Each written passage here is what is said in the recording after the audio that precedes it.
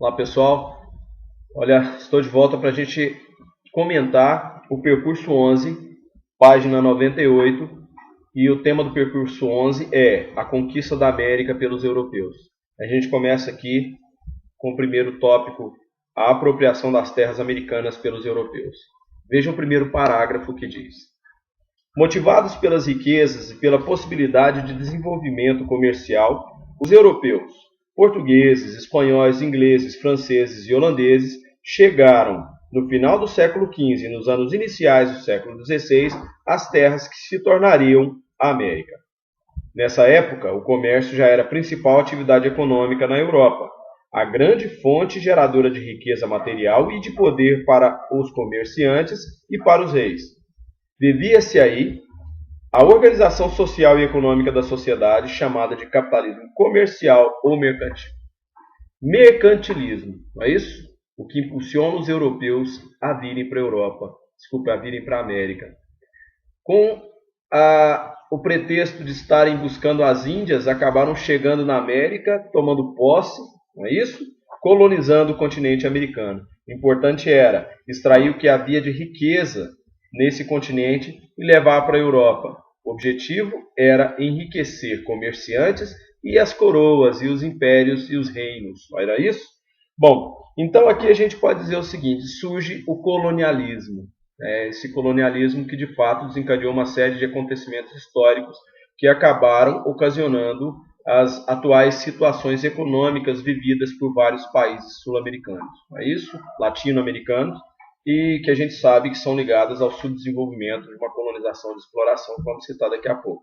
Em contrapartida, uma América anglo-saxônica que teve a sorte, vamos colocar assim, de que tenha predominado naquela região a colonização de povoamento. Ok? Vamos falar isso daqui a pouco no próximo percurso. Tá? Bom, os povos nativos. Quem vivia na América? A América já tinha povos que viviam aqui. Estima-se que aproximadamente 15 milhões, alguns teóricos dizem que aproximadamente 15 milhões de indígenas já existiam aqui. Outros dizem que havia entre 70 e 80 milhões de indígenas. Tá? Mas nós sabemos que o que houve de fato no continente americano com relação aos povos nativos, os chamados ameríndios, ou pré-colombianos, vamos colocar primeiro os pré-colombianos, ameríndios, e posteriormente as comunidades indígenas, depois da chegada dos europeus, essas comunidades, essas sociedades indígenas foram sendo dizimadas pela presença do europeu, pela presença do chamado homem branco. Não é? Bom, e aí nós vemos um mapa interessante na página 99 que mostra a presença dos colonizadores nas diversas regiões do continente americano. Tá? Observem bem, ingleses, na América do Norte, holandeses na América do Sul, estão vendo aí? Nós temos portugueses na América do Sul, franceses na América do Norte, espanhóis na América do Norte, ali no México, não é isso? E na América Latina, e no restante da América Latina, ou seja, em toda a América Latina, tá? No México, em parte dos Estados Unidos, uma pequena parcela dos Estados Unidos. Então, estes foram os grupos de colonizadores europeus que para cá vieram. Quando eles vieram, eles encontraram uma América que já era povoada. Então, quando nós falamos dos povos nativos, o segundo item aqui, segundo tópico, na página 99, a gente tem que observar quais eram os povos pré-colombianos que existiam aqui. Não é? Primeiro, olha só, eles eram agrupados de acordo com o grau tecnológico, com o grau de desenvolvimento econômico, em três categorias, três grupos. Eram de sociedade avançada. Nessas sociedades avançadas, o que acontecia? Produção agrícola desenvolvida, produzia um certo excedente, representados aí pelos astecas, maias e incas. Sociedades agrícolas, ou seja, dedicadas à agricultura de subsistência, e nós temos, por exemplo, os tupis guaranis, aruacs, caribas, araucanos, entre outros do continente americano. De sociedade cuja a economia era coletora, nós temos Gês, botucudos, patagões, comanches, cheyennes, inuits, entre outros povos do continente americano. Vocês veem que eu estou citando povos aqui na página 99 de todo o continente americano. Por exemplo, entre os de economia coletora e caçadora, GES aqui no Brasil, né, Botocudos aqui no Brasil, Patagões na região da Argentina, ali na Patagônia, não é isso? Comanches e Cheyennes nos Estados Unidos, Inuits lá no Alasca, não é isso?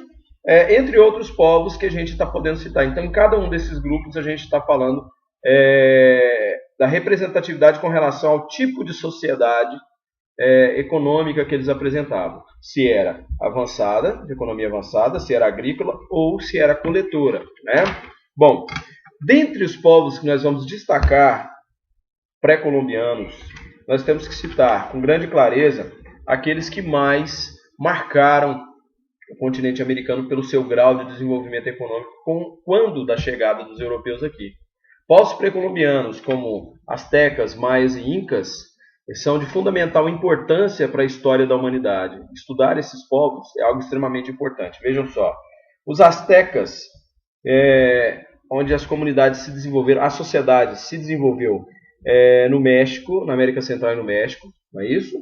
Os maias, que aqui na página 102 fica claro que eles se localizavam na península de Yucatán, no México. E por final os incas, que estenderam um império que ia do Equador até a Argentina. É interessante observar isso, sendo que os países abrangidos pelo Império Inca eram Equador, Chile, Peru, Bolívia e Argentina, parte da Argentina. Então esses povos pré-colombianos, eles eram extremamente, tinham uma sociedade extremamente desenvolvida. Existiam aspectos interessantes, como por exemplo, na agricultura, a irrigação, projetos de irrigação, as edificações, os prédios. Então tudo isso impressionou os europeus que aqui chegaram e visualizaram aquela sociedade já extremamente consolidada, né? Era uma grande ameaça para os colonizadores. Então o que fazer? Destruir. Vejam bem, olha só. Para entender essas sociedades, nós vamos poder observar na página 102 o que o texto diz. Veja só.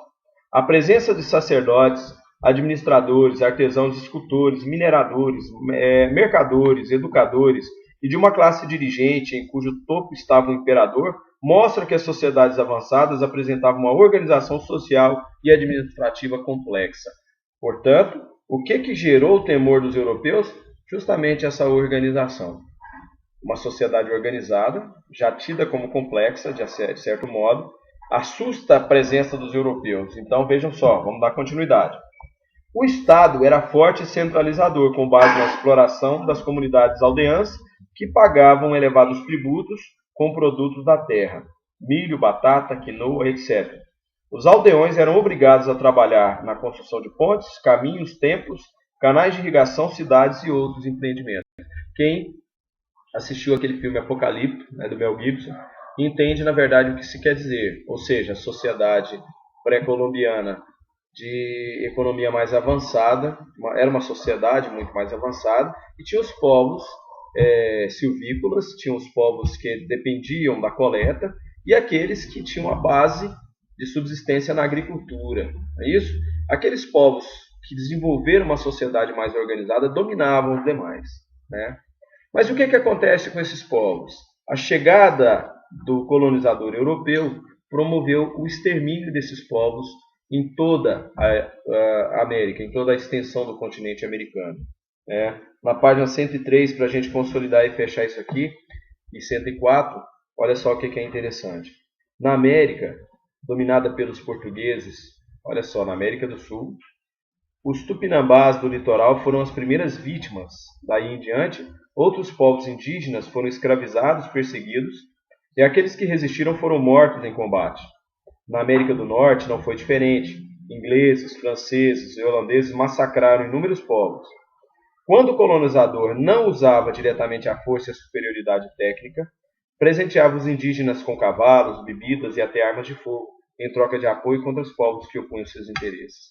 Então, quer dizer, todas as armas foram utilizadas. Além dessas armas citadas, a gente pode citar, por exemplo, lá na Marcha do Oeste nos Estados Unidos, quando dominaram as terras dos indígenas. Além de todo o processo, de todo esse processo de tomada do território, os europeus ainda trouxeram, por exemplo, doenças, vírus de doenças do homem branco que foram inseridos no contexto das comunidades, das sociedades indígenas ou vamos colocar ameríndias ou pré-colombianas, e esses povos foram desaparecendo. Então, o extermínio, o genocídio desses povos foi o preço, né, cobrado pelos europeus para trazerem para cá a sua cultura, para introduzirem no continente americano todo o progresso que a Europa tinha a oferecer, não é isso?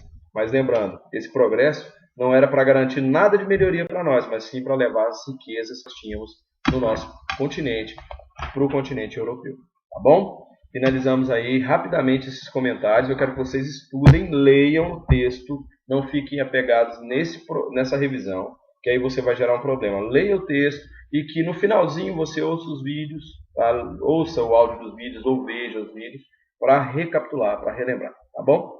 Um abraço para vocês. Daqui a pouquinho o último percurso dessa etapa, né, fechando os 4 percursos a serem estudados agora. Um abraço, até mais.